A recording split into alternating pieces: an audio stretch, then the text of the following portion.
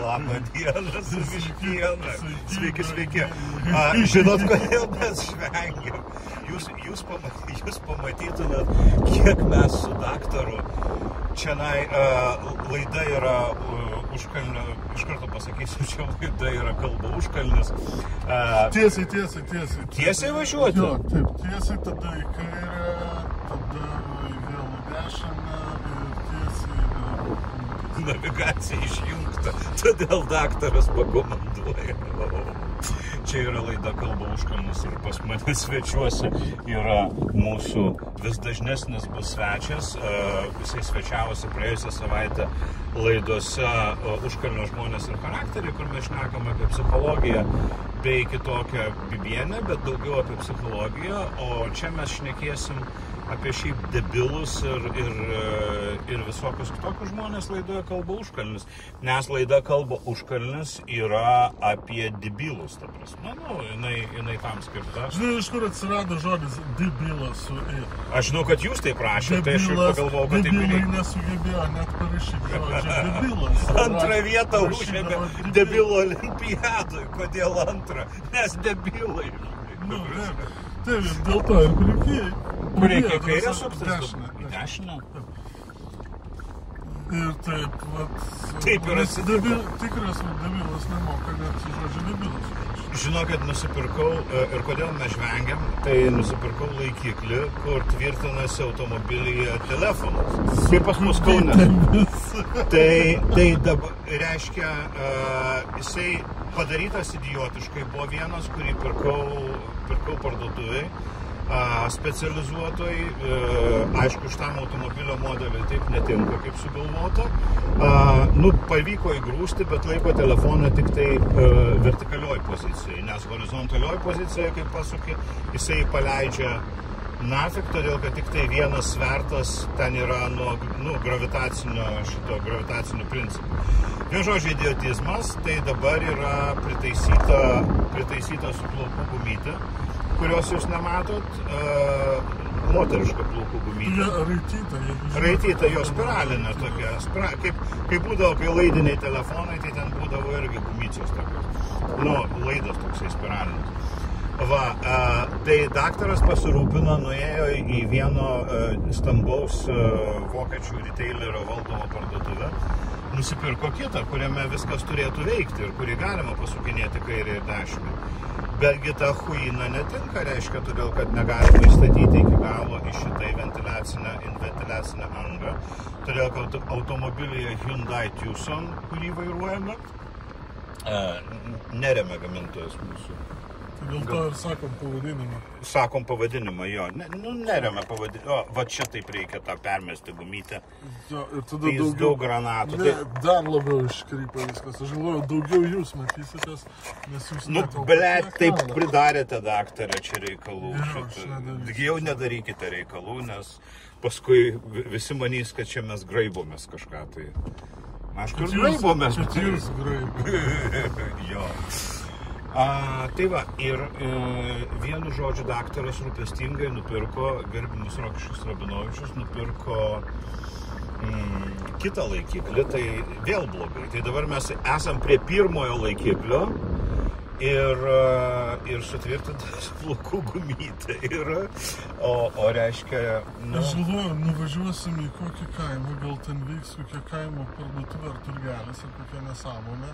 Ir gal tenai dar trečią nusipirksime.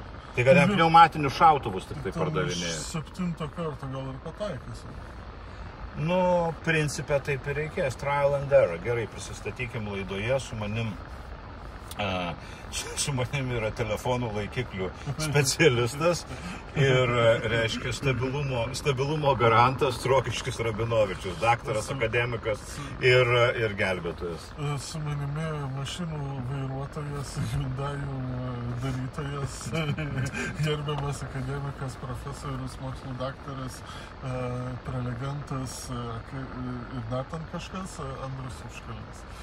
Aš nusprendžiau šiandien daktarą pakalbinti apie vieną temą, kuri išbiesino ir sudomino daugelį pastaraisiais mėnesiais. Kaip žinot, daktaras Facebook'e nemažai rašo apie dalykus istorinius, pažintinius, fenomenologinius ir kitokius. Ir viena iš temų yra, kuri susilaukia plataus atgarsio, tai yra apie sovietmetį ir koks šūdinas ir nevykęs ir netikęs kraštas, tiksliau aptverta spygliuota viela teritorija, buvo Sovietų sąjunga.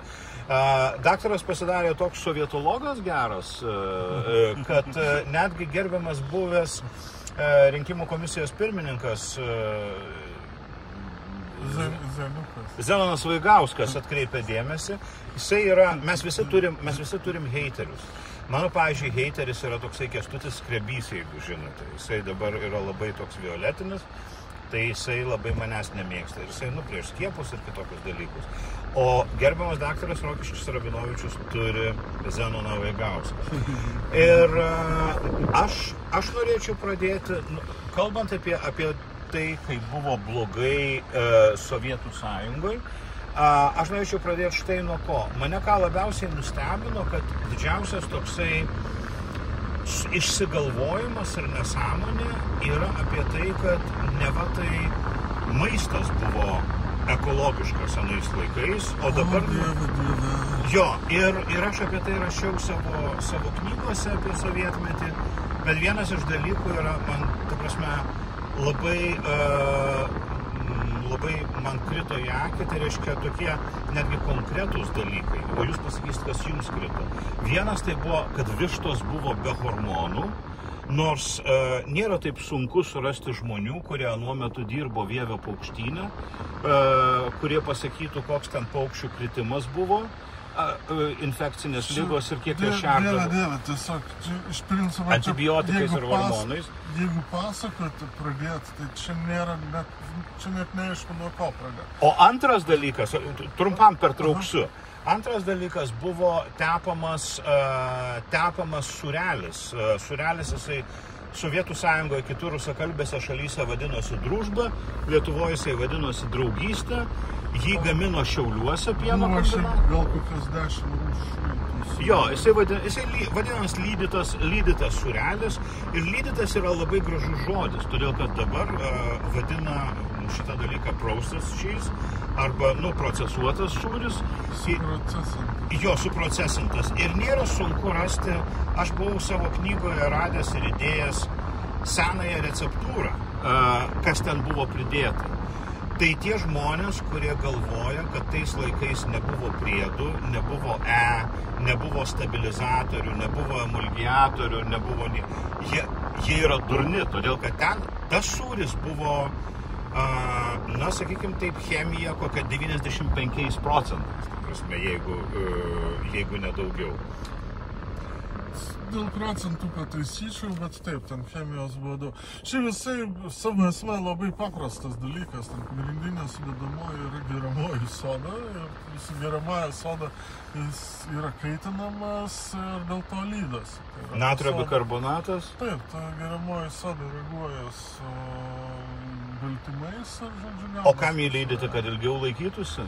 Tiesiog, kad būtų panašesnis į sūrį kažkaip tai negu į varškę, o kitas dalykas, kad jis ir laikosi ilgiau ir tada gauna tą tepamą konsistenciją tokią, kur gali ant sumuštinio kažkokio užsitepti ir galima vandens dar papildomai pridėti. Dėl svorio. Ir kokio nors krachmolo dar kažko. Tai visa tokia labai paprasta esmė. Tai visi tie tepami sūreliai ir dabartiniai ir seniai būdavo su ta geriamoji soda, o geriamoji soda nėra kenksmingas dalykas. Ne, bet procesavimo šitie angliškai yra byproducts, lietuviškai šalutiniai produktai, kurie susidaro ten tiek šildant, tiek kaitinant, tiek reakcijų. Iš geriamosios sodos tai susidaro burbaliukai kaitinant. Ir būdavo, jeigu atsimenat, tokie, buvo kažkiek skirtingų rūšių to sūrio, tai tenai kai kuriuose būdavo burbaliukų pertvarkos. Ten daugiau tos geriamosios sodos, kaitinant išskiria anglies dvideginį ir tie burbaliukai darosi.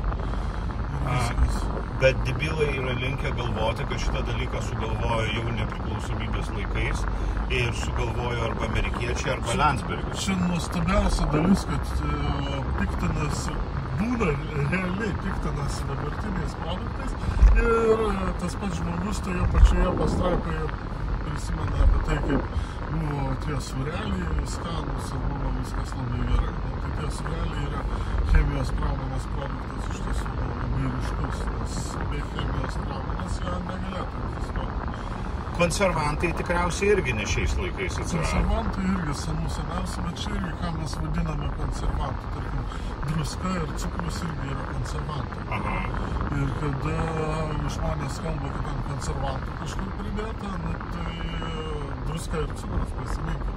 Actas irgi yra konservantas.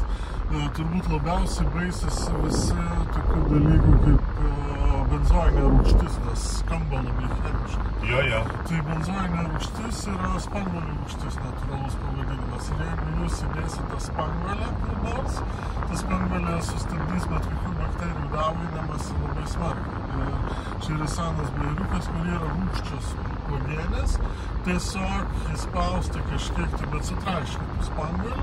Tai tarkim tinka į bruknių uogienės, obalių bruknių košę.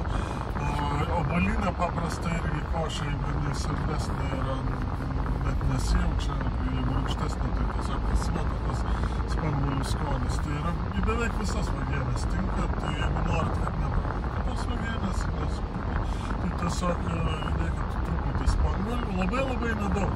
Į sloiniką uogienės pakanka, tarkim, 5 spanguolių ir jau tie puvimo ir rūgimo procesai nevyks. Nes spanguolėse yra truputėlis tos benzoinės rūgšties.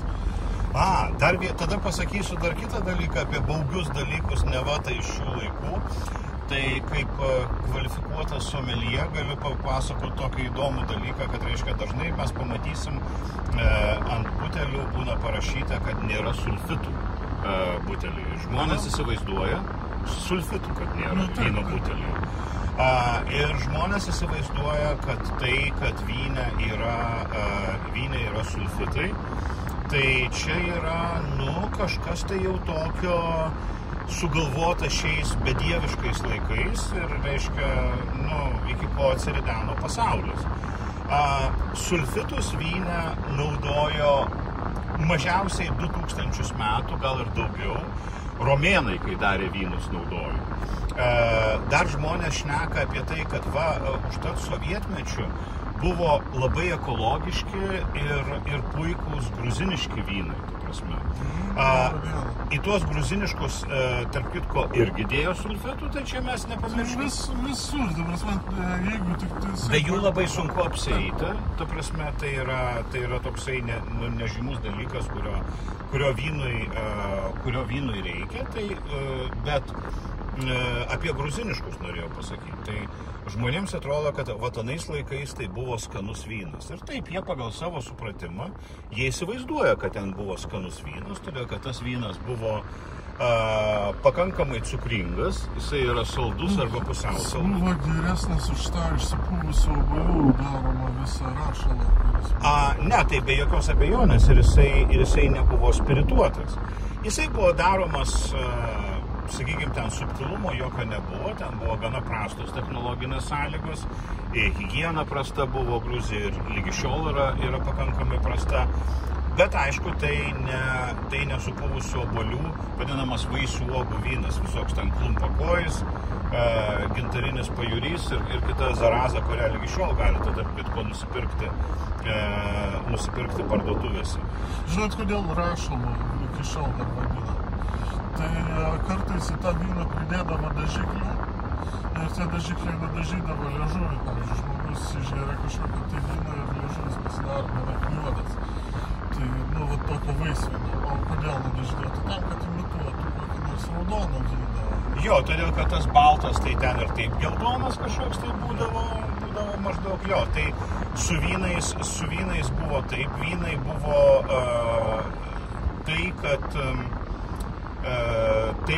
kad sovietiniai vynogynai ir vynų gamyba buvo kažkokioj tai aukštumoj, žmonės galvodavo pagal tai, kad būdavo dar ten iš Krymo kai kurių, reiškia, vynogynų, būdavo vynas su medaliais. Ten daug būdavo medalių. O kadangi žmonės buvo, ir yra durni, jie nežiūrėdavo, kas tie medaliai yra. Tai ten, jeigu mes pažiūrėtume tos senuosius vynus, tai ten buvo senas likęs pavadinimas, kai kurių iš jų buvo vynogynai panašus galbūt į tuos regione, bet jeigu mes pažiūrėtume tuos medalius, kurie ten buvo sudėti, tai ten buvo medaliai iš kokio nors ten San Francisco, pavyzdžiui, 1910 metų ir dar kažko. Carinių laikų, ta prasme, jie visiškai laisvai naudoja senais medaliais. Jie galvoja, kad žmonės nežiūrės. O aš, kadangi būdavau toks vaikas, kuris sėdėdavo prie stalo ir viską skaitydavo etiketėse, aš visą laiką gilindavausi. Ta prasme, ten būdavo Paryžius, būdavo ten Lisabono, San Franciskas ir kiti, reiškia, prestižiniai vyno konkursai. O kad Kryme gamina nuostabų vyną, tai per atsitiktinumą buvo likę kai kurių neblogų vynogynų nuo pramoninio nudročinimo visiško, bet kas liko, tai tą paskui per Gorbačiovo kampaniją išnaikino. Buvo toks labai specifinis dalykas tais Krymo vynais, bet su kai kuriais tik tai, tais, kurių Ukrainoje kur nors tam pačiam Kryme nusipirks. Esmė ta, kad Stalino laikais buvo palikti kai kurie Krymo vynogynai, panašiai kaip ir Gruzijos vynogynai, bet Krymo išlaikyti labiau, nes rimtesni buvo vynai ir jie buvo gaminami tiesiog kompartijos viršūnėliai. Jo, jie nebuvo niekada bendram tiekime, jie buvo tiesiog... Jo, tam pačiam Stalinui, kompartijai ir panašiai, kažkuri dalis nedidelė būdavo eksportuojama, bet tas eksportas traukėsi, nes kokybė tenai vis viena buvo ribota. Bet dėl to tenai išliko tų vynų ir per didžiausią platą, per deficitą kartais būdavo įmanoma gauti kažkurių iš tų geresnių. Tai sovietmečių gavus kažkurių iš tų geresnių vynų, tai atrodydavo kaip stebuklas lyginant su kitais. Jo. Kad ir su tais pačiais gruziškais, bet kai palygini dabar, tai dėvi. O, žiūrėkit, įsijungia Marijos radijas. Klausykit. Mašina klausėsi mūsų. Palauk, tyliai. Žvaigždės skiriasi spindėjimu. Jūs man primetat, kas daro? Ne šiaip sau Marijos radijas įsijungia. Jisai yra įtakingiausias radijas Lietuvoje. Ir yra, čia galvojat, kad galbūt užkalėse ką? Ne, iš tiesų yra. Ne, jisai turi geriausią suštuvų tinklą, ta prasme, išsipirkęs geriausią. Ir geriausią tinklą, geriausią girdimumą, iš tiesų nėra turbūt vietos, kur nesigirdėtų ir kartu jis turi be proto daug klausytojų. Čia mums atrodo dažnai, kad daug kas nesiklauso Marijos radiją. Ne, o Dievas yra visur, taip ir Marijos radijas yra visur.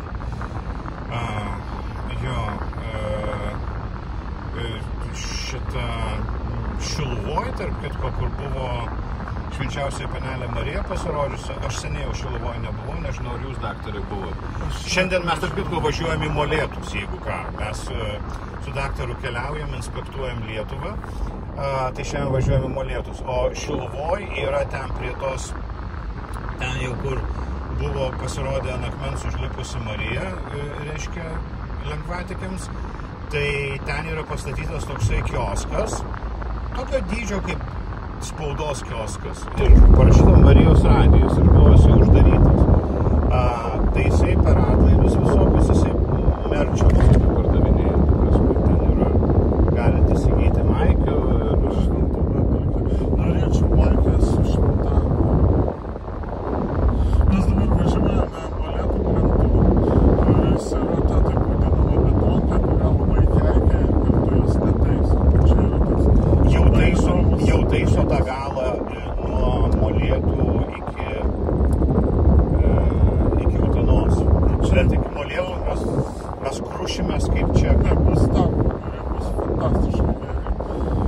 Ir pamatysim. Nors aš labai senai nevažiavau šitą plentą. Esmė ta, kad jisai buvo statomas sovietmečiu, pagal sovietinės technologijas, normalūs asfaltiniai plentai negalėdavo atlaikyti netgi lengviausių naikintuvų sovietinių. kilus mintis, padaryti kelis atsarginius, kelias atkarpas tame kelyje, kurios būtų nuo žinomo taško iki žinomo taško pritaikytos. Taip, pritaikytos tai kitų skirti, kaip tokie laikini aerodromai karuoti. Jo, būdavo prižiūrimos pakelės ir nugenėjami medžiai žymiai plačiau negu paprastai. Tie tarpai būdavo padaromi su lygiais horizontaliais tokiais etapais, kur galėtų laikintuvas gerai. O čia yra posūkis į visų vaikų mėgstamą kaimą, kas važinėja į Molėtus, į Uteną ir toliau. Nusukimas į kaimą, kuris vadinasi Purnuškės. Ir visi sako Pornuškės. Jo, bet taisyklingai Lietuvoje 18-19 amžiuje aukštaičiai, kai filmuodavo porno, tai Purnu vadino. Ir dėl to Purnuškės. O ten buvo didelis ano meto studijų kompleksas. Jo, nes labai neigiamai žiūrėjo tą dalyką, katalikų bažnyčia, valdžia carinė to meto. Uždraustas kaip paskui sovietmečių. Jo. Visi turėdavo leistis po žemės. O jau ten kai pizdavosi, tai pizdavosi. Tai grįžtant prie kelių, to rimto pasakojimo apie kelius, tai esmė yra ta, kad to Molėtų plento neremontuoja iš esmės nuo tada, kada jis buvo pastatytas. Ir dėl to... Tai 40 metų jau. Taip, čia buvo tik tai toks paviršinis vietomis daugos kažkokios labai minimalus uždėjimas prastas. Bet vienoje vietoje ėmė kažkada ir pataisė. Tokią atkarpą padarė 10-20 kilometrų sutaisytą čia prieš kokius 15 metų. Ir tenai atsirado kelias, kuris geriausias Lietuvoje iš viso. Bračių vietoj. Man atrodo, mes kaip tik ant tos atkarpos gal ir užvažiavom, ir Lietuvą užvažiuosim. Gal tai jau sugėdo. Man nachui nesijaučia, aš jau pasakysiu. Gal dar užvažiuosim. Aha. Žodžiu, tiesiog bandymų dėlį. Uždėjo dangai, kuri šiek tiek storesnė ir gavosi kaip Vokietija. Nes kodėl Vokietija yra tokie idealūs keliai, tai dėl to, kad Hitlerio laikais jie neturėjo asfalto, nes Vokietija neturėjo tos resursų. Tai jos naudojo dėti betonas. Betonas būdavo plūdančios atodos beviltiškai baisios, kaip ir yra. Bet po antro pasaulinio karo jie nutarė taisyti kelius, bandė kas gausis. Uždėjo asfalto tiesiog betonkus, o po to lygus tiesus tvirtas pagrindis. Ir gavosi idealiai lygus keliai. Ir tada jie tuos idealiai lygus kelius tyčia pradėjo. Tai yra net ir naujus kelius pradėjo tiesti pradžiai dėdami pagrindus su betonu, paskui asfaltu. Ir čia tada gavosi vokiška technologija. Tai Lietuvoje uždėjo gabalą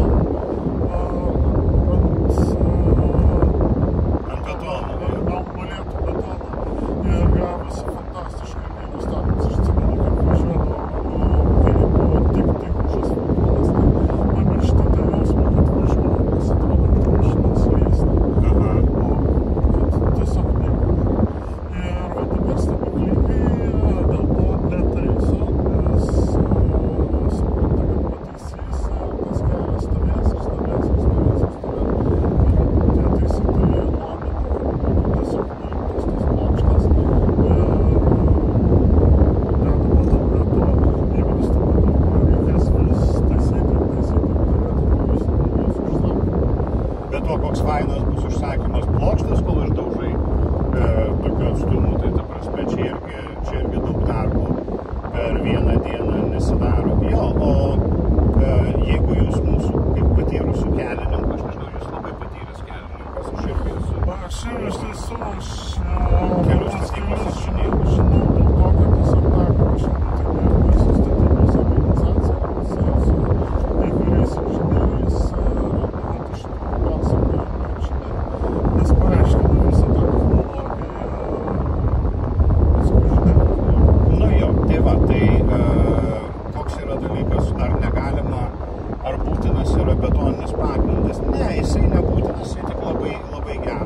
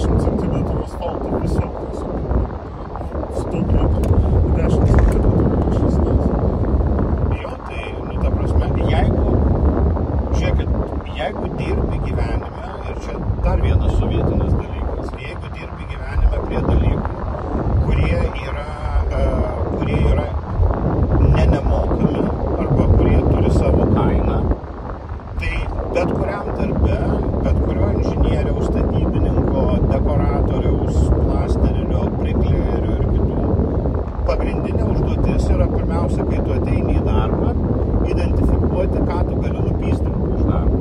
Todėl, kad čia yra tavo... Tai šitas sovietinis mentalas, jeigu nevokdavai, tai negalėdavai išgyventi. Jo, ir buvo dar vienas, kai jūs, daktarė, rašot apie sovietmetį, tai daug kas sako, nu ir ką, nu ir vokdavo visi, bet visko vis tiek likdavo. Tai čia yra vienas iš atsakymų, kodėl viskas buvo taip blogai, todėl kad viskas buvo iš esmės ne pagal receptūrą ir ne pagal technologiją padaryta. Kai kur būdavo tie statybiniai normatyvai Snipai, straitelne normai pravila, jo. Jo, tai šitą juose būdavo numatyta, kiek tam kokių medžiagų turi būti, ir būdavo atsižvelgiama į valdymą, nes tie kiekiai pavojingų medžiagų būdavo nesveikai dideli. Kartais pusę cemento tiesiog nuėdavo kokybę. Ir atitinkamai statybininkai, pavyzdžiui, Lietuvoje žinodami, kiek galima pavokti, kad namas stovėtų. Bent jau iki pridavimo komisijai, ta prasme, kol ateis jo. Tai, žodžiu, Lietuvoje vokdavo pagal tos snipus normatyvus. Pagal normatyvus nevokdavo Rusija vokdavo kiek buvo. Ir ten buvo tokia istorija, kur 86 ar 7 kažkoks tai tiltas nugriuvo. Buvo daug aukų, buvo labai didelis skandalas. Ir paskui išaiškėjo, kad problema buvo vokimas, kažkiek tai prisiminę pastatydami. Ir tiesiog pradėjo aiškintis, kas ir kaip. Reiškia, kad visur privokta daugybė tiltų Rusijoje reikia tiesiog perstatinėti iš naujo, nes jie tiesiog visiškai netvokta. Ir tada atsižvelgdami į vokimų kiekius ir padidino tas normas. Cementą, metalą, snipas. Jo, Išėjo, aš atleiskit, kad neleidžiu jums pasakyti, tai išėjo nauji snipai ir tada statė tiltą, Liubarto tiltą Žvėryną. aha. Ir staiga paaiškėjo, kad atlieka labai daug medžiagų. Įsikišo į visą šitą, buvo vietoje FNTT tokia tarnyba, užmiršau vadinimas. ОБХСС. ОБХСС, jo. Отдел борьбы с хищением социалистической собственности. Skyrius skirtas kovoti su socialistinės nuosavybės grobstymu. Žodžiu, tas OBHSS captą parišo masiškai visus, pradedant architektūrą, baigiant statybininkais, kurie statė Liubarto tiltą, nes kas čia blogai, taigi išvagėt matyt todėl, kad atliko medžiagų. Ir po to tyrimą paaiškėjo, kad neišvagė, tiesiog pasikeitė normas, gavo daugiau medžiagų ir tų medžiagų buvo tiek, kad jų nebuvo kur sukišti į tą tiltą, nes vogė lietuviškai, tai yra mažesniais kiekiais negu Rusijoje, ir atitinkamai atliko medžiagas. Nes vogė pagal mokslą, ta prasme, Vogė, kiek buvo numatyta pagal ankstesnius snipus. Jo. Nu tai va, tai jo. Ai, aš prisiminiau, toks buvo...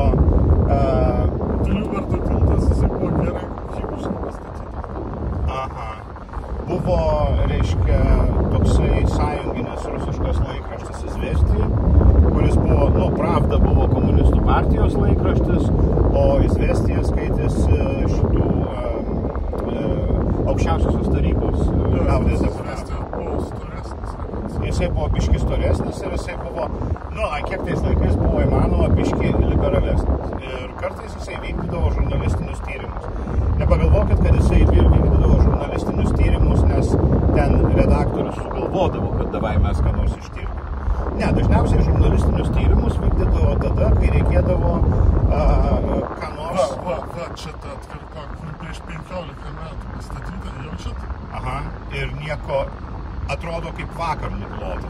Taip, tiesiog uždėtas ant tos betonkės normalus asfaltos sluoksnis. Ir mes atrodo vos neplaukiame. Absoliučiai, mašina... Čia 15 metų, 15 metų pataisyta. Ir mašiniuko širdis dainuoja vienareikšmiai. Taip, čia yra vienintelis gabalas kelio, kuris Lietuvoje yra padarytas panašiai kaip Vokietijoje. Tai yra užklotas padoriai ant betonkės. Ja. Ja. Ja. Das ist gut. Natürlich. Wunderbar. Nu tai va, ir reiškia, tada būdavo vykdomi žurnalistiniai tyrimai esant reikalui. Tai yra, kai iš Komunistų partijos centro komiteto atitinkamas kuratorius paskambindavo ir paprašydavo pasidomėti tam tikrą sritimi. Jisai paprašydavo pasidomėti tam tikrą sritimi, kai ką nors reikėdavo nuimti nuo darbo, bet reikėdavo nuimti dar taip, kad kitiems pamoka būtų. Sakykime, kokį ten, nežinau, prekybos ministrą, maisto pramonės arba dar ką nors. Arba išleisti į pensiją, arba dar kažką. Tai būdavo nedažnai, bet būdavo tokių dalykų.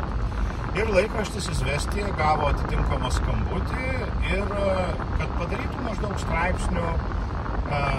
straipsnių apie viešąjį maitinimą. O ten buvo kažkoks tai, ką reikėjo išvaryti, kažkoks tai valgyklų trestų, reiškia, žmogus.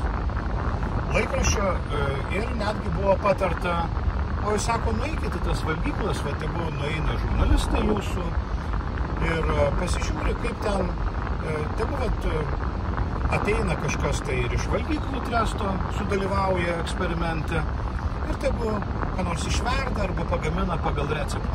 Nes receptus tai jie turi, GOSTO, ta prasme, valstybinio standarto receptus. Ir ten nuėjo tie žurnalistai su kažkais, tai ten valdžios atstovais. Ir čia turime gerus receptus, pabandykime išvirti ukrainietiškus barščius. Ir reiškia, ten tos vyrėjukės, reiškia, ką darysi. Jo labiau, kad žinai, kiek viršininkų stovi.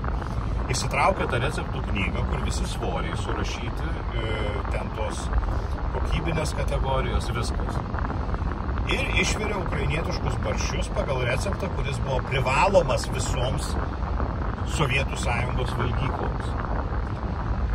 Visi buvo šokę, todėl kad barščiai buvo tokio tirštumo, kad samtis stovėjo juose, kvepėjo visa valgykla ir dirbantieji atėję teiravosi, kas vyksta, prasme, todėl kad negalėjo patikėti, nes buvo absoliučiai nuostabus kvapas. Nu, taip, kaip tiems laikams. Kaip tiems laikams, jo. Jo, bet tai buvo, kadangi tie barščiai yra su gausiai mėsos, kurios neišpyzdino mėsos buvo barščiai. Jo, buvo mėsos. Čia sovietmečių mėsos buvo barščiuose, čia yra toks, čia yra maždaug šampane maudžiausi. Jo, ten svogūnų buvo pridėta tiek, kiek reikia, ten buvo visko pridėta absoliučiai tiek, kiek reikėjo.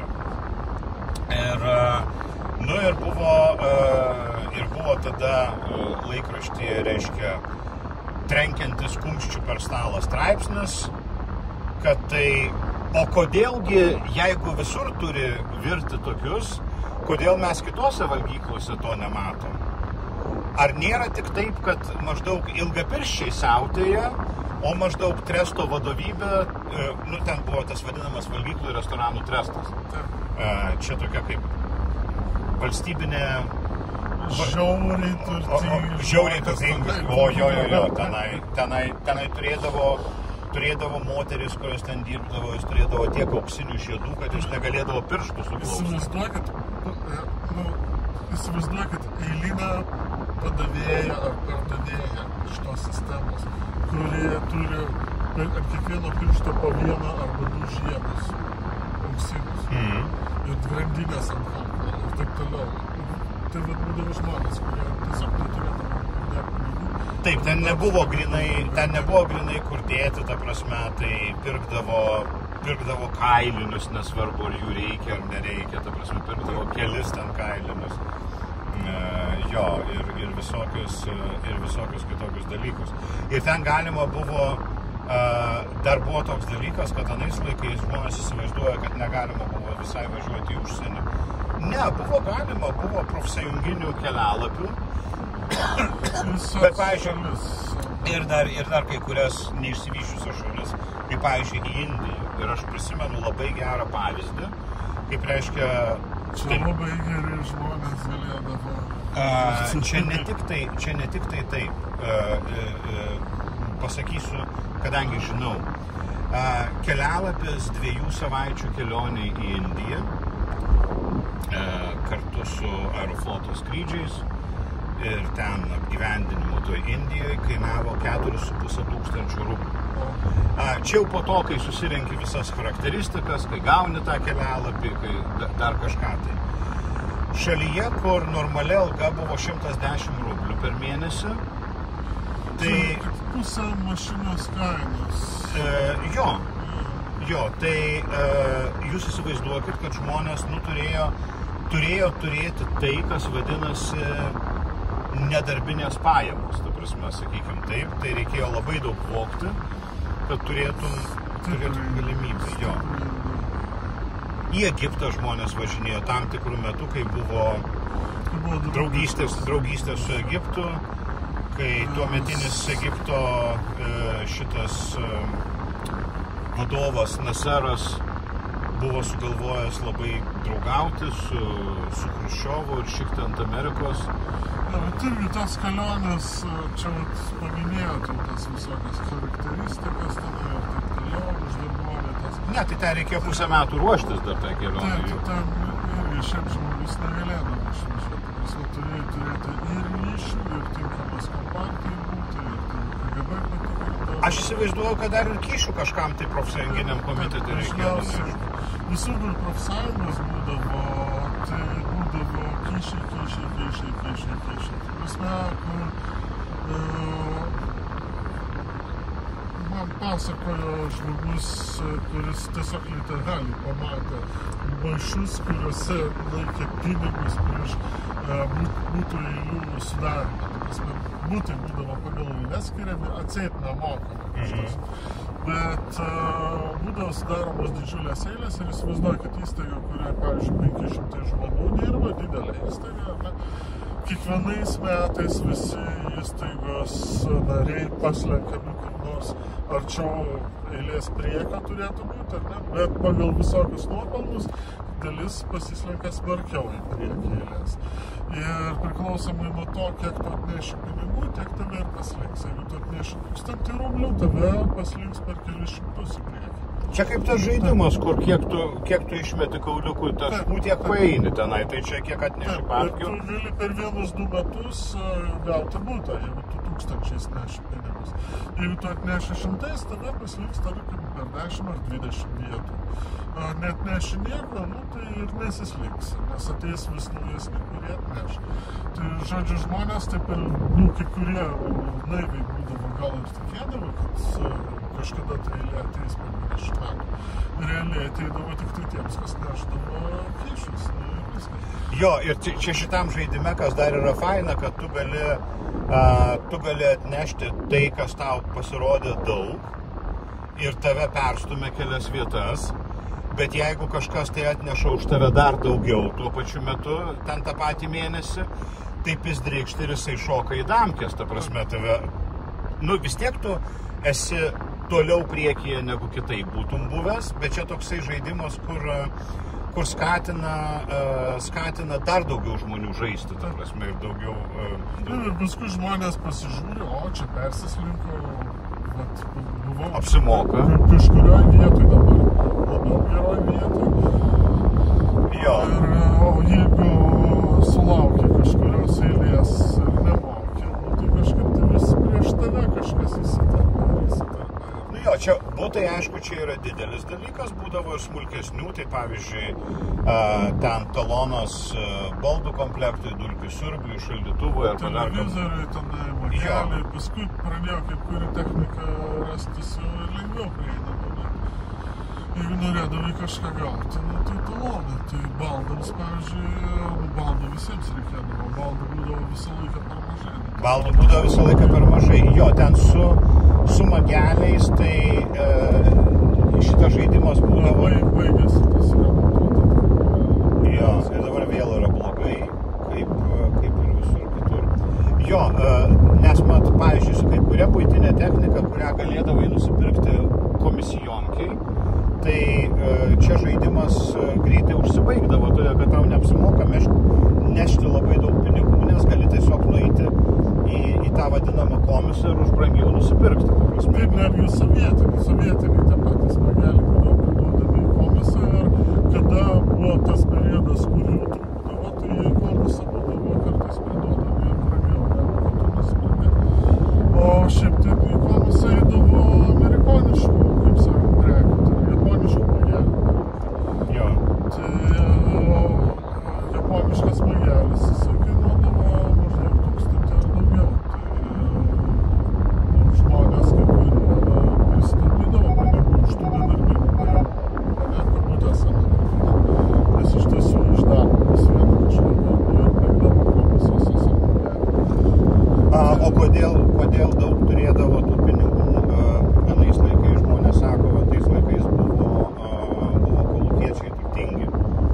Ir žmonės dažnai įsivaizduoja, kad čia dėl to buvo, kad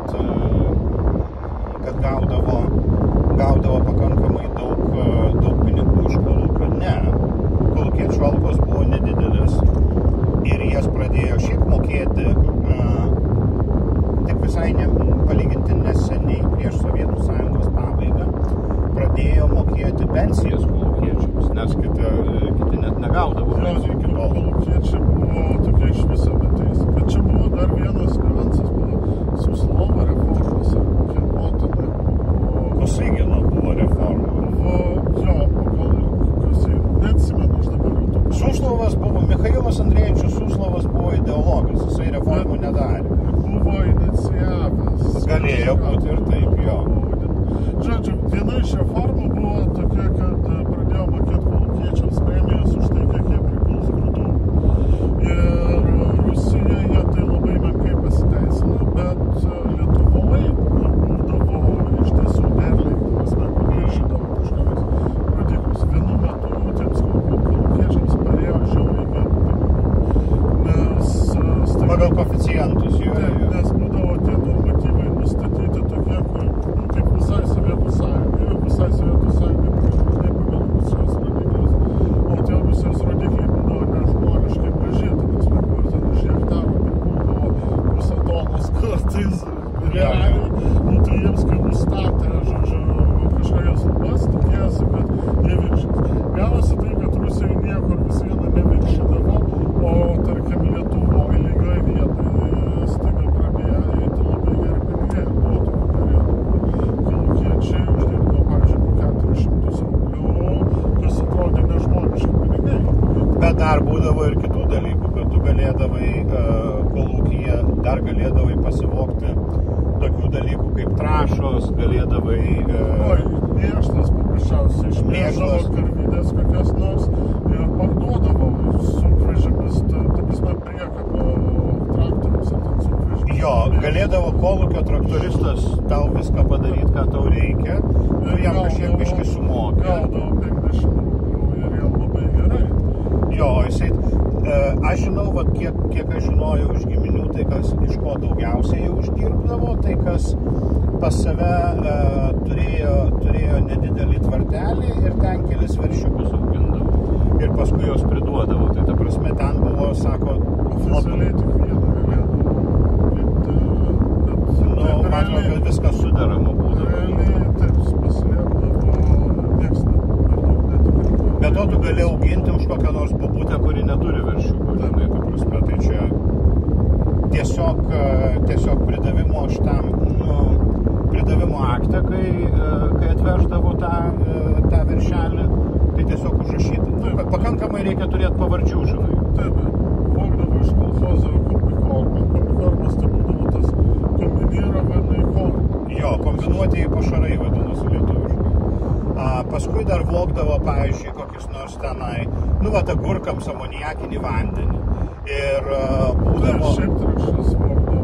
Jo, bet su agurkais būdavo taip, kad reiškia to amoniakinio vandens pildavo tiek, kad paskui tie agurkai būdavo nuodingi, ta prasme, todėl, kad, žinai, jisai vogtas, negaila. Nitratai. Jo, ir žmonėms atrodydavo, nu, žinai, daugiau trąšų, geresnis derlius. Tas savas daržas, atseit nitratų nėra, bet tų nitratų tai būdavo tiek, kad padegdėjo. Jo, ir jie būdavo tie patys pyzdinti iš kolūkio, ta prasme. Bet ir kolchozose būdavo, pavyzdžiui, reikia išbarstyti trąšas, ar ne? Tai tas barstytojas, kolchozininkas, vietoj to, kad vargtų visą dieną su traktorium važinėdamas per laukus, per vieną vietą, išmečia trąšas vienoje vietoje ir stovi ta krūva. Kur mažiau matosi, toliau nuo pagrindinio kelio. Jo. Paskui tenai, kur arčiau tos krūvos, tai tų nitratų žemėje būdavo kiekiai nežmoniški. Viskas pertrašta, kur jau visai arti krūvos, tai tiesiog niekas neapdavo, nes nitratai išdegė. Tai irgi tos tie maisto produktai būdavo užteršti belenkai. Tas pats būdavo su visokiais pesticidais ir panašiai. Tai irgi tų pesticidų normatyvų. Kadangi jų neišbarstydavo tiek, kiek reikia, tai paskui normatyvose didindavo ir didindavo, kad išbarstytų. Tai paskui gaudavosi taip, kad kaip privaro ant kažkokio lauko, tai tame lauke dichlofoso kokia nors privaryta kiekiai, kurie yra, tarkim, 100 kartų didesni negu kad gali būti. Tai kaip pasakmė, pavyzdžiui, Lietuvoje buvo nelikę beveik plėšriųjų paukščių. Visi plėšiai paukščiai buvo įrašyti į Raudonąją knygą, arba beveik visi. Nes tie plėšiai paukščiai... Jie nei pelių, nei žiurkių nebuvo graužikai. Maitindavosi žiurkėmis ar pelėmis, kurios tiek užterštos būdavo viskuo. Kad jos dūbą duodavo, jo. Kad tie plėšrūs paukščiai išdvėsdavo. Sulėse kokią pelę lauko, kuri dar neaišku, kokiu būdu gyveno, tai ir pakvėsi, nes kuo vėlesnė grandis, tuo daugiau tų chemijų prisikaupo. Čia yra, daktarė, vat, prie tos temos, kad nebuvo jokios chemijos, ta prasme, nais laikais. Žemės, važiuojant pro Degalkę, tarp kitko, dar kitas dalykas. Žmonės jau dabar pamiršo tokį dalyką, kaip benzinas, kuriame nuo detonacijos buvo naudojama švino prisadkės. O taip, ir paskui nusiplaudavo rankas nuo tepalo koks nors vairuotojas, o dar po kiek laiko pakliūdavo į ligoninę apsinuodijęs kažkuo. Taigi tas tetratilšvinas parodėsi sąjungą fantastiškai gerai. Jo labiau, kad kiti naudodavo šviną, šitą ne šviną, benziną. Nu, su švinu be abejo. Kai kurie dar papildomai nusipirkdavo tetratilšviną ir pasipildavo. Jį naudodavo higienos tikslais. Jūs dabar būsit nustebę, gerbimi. Benziną. Benzinu reiškia diedai, kad nebūtų brudni. Benzinu išsitrindavo kaklą ir sprandą, reiškia. Pažastis dar, nes mikrobus ištrūčina ir nesmirdina. Jo, smirdi... Pažastys jau kaip gerai įsisavina tenai tas tetratilšvinas. Jo, nes ten plona oda ypatingai, tai ten yra pats tas gazas, ta prasme. Dar gerai ant bybio nepildavo, ta prasme. Paskui tetratilšvino irgi yra toks nuansėlis. Jisai pažeidžia nervų sistemą, smegenis visų pirma. Tai kas sovietmečiu atsimena, kad tarp vairuotojai būdavo laikomi ypatingai bukais. Ir kodėl? Tai priežastis buvo būtent tas tetratilšvinas, nes ir patys prisikvėpuodavo, ir rankas plaudavosi, ir taip dezinfekuodavosi pažastis tuo benzinu, bet ilgai negrįžtami smegenų pažeidimai, visiškai negrįžtami. Jo, daugelis žmonių galvoja, kad priežastis buvo sociokultūrinė, kas buvo visiškai netiesa, tai prasme, priežastis buvo klinikinė, tai prasme, tai buvo toksinis poveikis, kuris paskui priveda prie neurologinių pasekmių ir atitinkamų. Čia mes dabar su daktaru ieškom, kur yra gražu. Mes ieškom cepelinų gryčios. Aš, kadangi man viskas pohoje, aš neįsivedžiau į navigaciją, tai jeigu po kurio laiko pamatysim, kad jos kaip nėra, taip nėra, tai reikės sukti atgal. Man atrodo, kad aš netame posūkį išsukau. Nu, tai tada grįšim atgal. Nu, tai grįšim atgal, ot ne po barabanu yra. Tai dar prisimenant apie tos maisto produktus, nuo ko prasidėjo mūsų kalba, apie antibiotikus ir panašiai. Vakarų šalyse niekada nebuvo naudojami antibai tokiais kiekiais kaip Sovietų Sąjungoje. Sovietų Sąjungoje mes turime iki šiol išlikusi dar tokį atsparumą perteklinį bakterijų eritromicinui ir tetraciklinui. Tetraciklinui atsparumas buvo iš viso beveik 100%, bet bakterijos eritromicinui, man atrodo, irgi daug. Tai buvo dėl tos priežasties, kad karvės ir kiaulės būdavo šeriamas milžiniškais kiekiais šitų antibiotikų, kad nesirgo. Vištas, ko gero, irgi, bet vištas tiesiog buvo pakankamai retas. Tai pagrindinė priežastis, kodėl pas žmonės vystydavosi, pas žmonių bakterijos vystydavosi tas atsparumas, tai karvės, kad jos nepatrūktų, nepastiktų, šerdavo ir paskui piene būdavo milžiniški kiekiai šitų bakterijų. Nu, tai yra antibiotikų. Tai visi žmonės buvo kaip gerintis pilną kursą. Taip, ne pilną kursą, bet, blogiau. 1% tų antibų kiek gydytis. Tai reiškia, tu nieko nenusigydys gerdamas tą pieną, bet išlieka mažomis dozėmis bakterijos yra pratinamos. Ir bakterijoms išsivysto atsparumas, jos yra pačiepytos. Taip, paskui neveikia taip patys antibiotikai. Tai sovietmečiu buvo nežmoniškai kiekį tų antibiotikų ištirti. Vaikų papuolų, gyvuliam šeriami. Vėliau pradėta riboti, bet kaip kurie tiesiog agronomai žinodami, kad antibai padeda tipo gerai, taip ir pildavo. Vėliau irgi vis dar pastakydavo tų dalykų. Jo, gerbiami televizijos žiūrovai, mes tu jau turėsime apsisukti, kai aš surasiu saugią vietą, nes mes atsakingai vairuojame, bet kad jūs matytumėt, koks vietinės reikšmės yra pajobanas kelias, tai yra tiesiog baisu. Dar galima būtų, mes su daktaru galėtumėm, bet net ne čia į Labanorą važiuoti. Reikia kažkokį žemėlapį. Ne, mums reikia tiesiog grįžti atgal ir į sekantį posūkį įsukti. Aš nebūčiau taip durnas sukęs tame posūkyje, kaip reikia. Ten atrodo visai gražus posūkis. Posūkis gražus, bet ne tas. Ką, atleiskit, daktarė, mes dabar praleisime eismo dalyvius ir tada aš apsisuksiu, nes nuvažiavam ne ten. Ir čia daug važiuoja mašinų. Čia važiuoja, čia poilsiautojai yra. Šiandien šeštą. Arba daug kas pasuka ir ne ten. Arba jie irgi ieško cepelinų gryčios. Ir pasukę bus ne ten. Daktarė, tęskite, prašau, apie... jūs jau pašnekėjote. Ne, tai paskui bandė lygiai taip pat norėjo pradėti naudoti ir dar kitus antibiotikus. Vos nepriejo iki to, kad penicilinus masiškai naudoti. Jeigu būtų pradėję penicilinus masiškai va šitaip pašarus pilti. Kai kurios buvo pradėję, bet sakykime, amoksiklavo, kokį nors piltį, amoksiklavus kombinuotas, amoksiciliną. Tai mes dabar neturėtumėm iš visko kuo gydytis, būtumėm šekas. Arba reikėtų prikelti iš kapo Louis Pasteurą ir paprašyti, kad jisai kokius nors... Pasteuras netgi jeigu prikeltų iš kapo.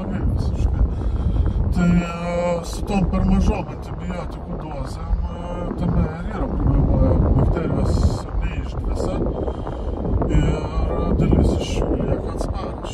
Kaip Afrikoje dabar epidemijos tų bakterijų, kurios atsparios kaip papuolą pasidaro. Tai iš to, kad užsakinėdavo antibiotikus iš Indijos ir brangių tyrimų antibiotikų nedarydavo. Kiekybiniai brangus, o darydavo tik tai kokybinius. Tai kokybinis ir iš viso antibiotikų yra. Tai indiški gamintojai, kurie ten Afrikos rinką užsėmė per mažiausios kainos pirkimus, tai indiški gamintojai įdėdavo kartais vos 10% antibiotikų į internete, kiek turi būti. Tai reiškia, kokybinis tyrimas parodo, kad antibiotikas veikia, nes ten tiesiog žiūrima, ar yra kažkokia, tai o kiekybiškai pamatuoti yra sudėtinga chemiškai. Tai kiekybiškai ir nedaro tyrimą. Ir tada žmonės geria tus antibiotikus, lyga lygtai apsigydo, iki galo nepasveiksta ir taip išsiveda tos bakterijos. Tai blogiausia, aišku, pačioje Indijoje, tai dauguma tų super atsparių štamų bakterijų, visus medikus įmesavęs, tai dauguma pagal savo kilmę yra iš Indijos. Dalis iš Afrikos, bet visi beveik susijęti su indiškos gamybos antikais. Jo, ir dalis šitų dalykų reiškia, yra viena natūrali apsauga, tai kad žmonės iš tos pačios Indijos ir iš tos Afrikos beveik niekur nekeliauja. Kai keliauja, tai tada ir atveža. Kai keliauja, tai atveža, bet jeigu aš turiu omeny, kad jeigu jie keliautų taip, kaip keliauja europiečiai arba amerikiečiai, tai būtų... Arba kitas variantas, europiečiai ar amerikiečiai važiuoja į Indiją ir iš ten parsiveža. Čia kaip duosiu pavyzdį, bet ta prasme, gal analogija tokia labai faina. Aš atsimenu kažkada tai senais laikais, kai dirbau Britanijos užsienio reikalų ministerijai ir padėdavau vedžioti delegacijas ir paskirus svečius į Britaniją, atvažiavusius iš Lietuvos. Ir vieną kartą teko keliauti su Vilioniu Romualdu Ozolu. Ir mes su juo lankėmės pas vieną labai didelį Cambridge'o profesorių, kuris buvo vienas didžiausių pasaulyje terorizmo teoretikų. Ir aš iš jo išgirdau žiauriai įdomią mintį, reiškia, kaip man patiko ir aš supratau, kaip sistemiškai tas dalykas veikia. Kad šiaip terorizmas yra žiauriai paprastas ir labai labai pavojingas veikimo būdas. Todėl, kad sukeltum didžiulės baisias pasekmes, nereikia nei didelių investicijų, nei nieko kito. Nebūtina ten kokią branduolinę bombą gauti arba dar kažką. Bet pasirodo, yra viena natūrali apsauga, kad daugumoje visuomenių į terorizmą, į teroristinius dalykus eina tie, reiškia visuomenės atstovai, kurie daugiau neturi kuo užsiimti. Čia kaip ir airių teroristai, reiškia, buvo per tuos neramumus. Jie verbuodavo tuos, kurie yra per durni mokytis, per durni gauti darbą ir iš viso sėdi nieko neveikia. Tai eik kariaut už Airiją, ten gausi pinigų, žinai, gausi pašaudyt ir šiaip, žinai, tavim didžiuosis, žinai, tai ko neiti. Toksai maždaug kaip pagal tą pačią sistemą Rusijoje rekrutuoja dabar. Iš pačių alkaniausių regionų, beviltiškiausių ir taip toliau geriausiai eina žmonės į karą Ukrainoje. Tai va, o su teroristais yra taip, jisai sako, kad jeigu teroristai būtų, tie kareiviai, jeigu jie būtų tokio pat intelekto kaip vidurkis šalies, tai būtų pizda jau visiems seniai, ta prasme, būtų labai labai žiaurios pasekmės. Bet kadangi jie yra išskirtinai buki, ta prasme, populiacinė imtis yra labai labai, ta prasme, tokia, tai angliškai vadinasi self-selecting, žinai, tokia atranka. Taip, čia man primena, kaip buvo vienas Lietuvoje terorizmo atvejis, per keliasdešimt metų vienas rimtesnis atvejis, kur iš kokio banko padėjo bombą, ta bomba nesprogo, nes buvo blogai pagaminta, bet iš tiesų turėjo sprogti, pavojinga buvo.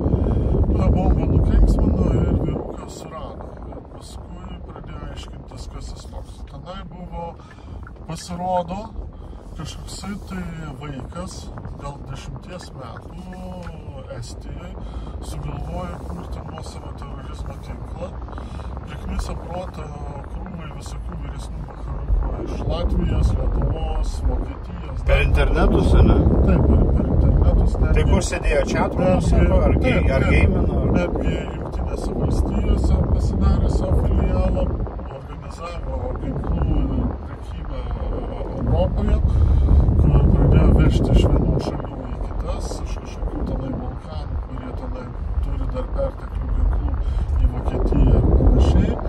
Nu, paskui pradėjo organizuoti terorizmo aktus per visas tas šalis. Suomijoje, Latvijoje, Lietuvoje, dar ten kažkur buvo pagautas naujos, kurios bandė surengti tos terorizmo aktus, bet visi buvo pakankamai durni, kad įkliūtų. Ir visi buvo pagauti ir tik paskui išsiaiškintas tas vakariukas, kuriam jau tuo metu buvo gal jau ir 12 ar 14 metų suėjo, nes jisai visą eilę metų padarė. Tai tiesiog durnius buvo, ta prasme, jisai neturėjo jokių kitų tikslų. Vakariukas buvo pakankamai protingas vaikas, bet nukvakas į tokius dalykus. O kokia jo motyvacija buvo? Nu, matyt, jam įdomu žaismą, džiugtas didvėm. Jis ant protą visai paprašino. Tai tie, kas terorizmo aktus bandė daryti, tai tie buvo 20-mečiai ir vyresni. O pats organizatorius buvo tiesiog gudresnis vaikas, kuris kažką prisifantazavo. Tai estai jį suėmė, tada paaiškėjo, kad pagal visokius įstatymus jie neturi teisės jo suimti. Jisai nepilnametis yra, jo. Taip, tai ir ta prasme mažametis, o čia kažkoks pusgalvis mums pypsina iš nugaros, kad tipo atsit per mažai, per lėtai važiuojam ir bando lenkti. Ir dabar bando numušti motociklą kažkokį prieš įsivažiavęs. Bet ten konkrečiai pusgalvis, ta prasme, kad realiai pypsina. Jo, aš... Tai ten iš tokių, kur labai blogai žmonėms su galva. Tu aš jo numerį pasižiūrėsiu ir policijai pranešiu. Numeris yra KMM 051. Va. Nu tai žodžiu, situacija su tokiais būna bloga. Tai vat ką jūs pasakojate, kad durniai tampa teroristais, tai čia labai atspindi visą šitą situaciją, kur mažas vaikas iš principo galėjo priknisti protą visam būriui tokių durnių ir visi tie durniai tapo teroristais, nes tiesiog buvo antiek durniai. Labai nekantrauja jisai.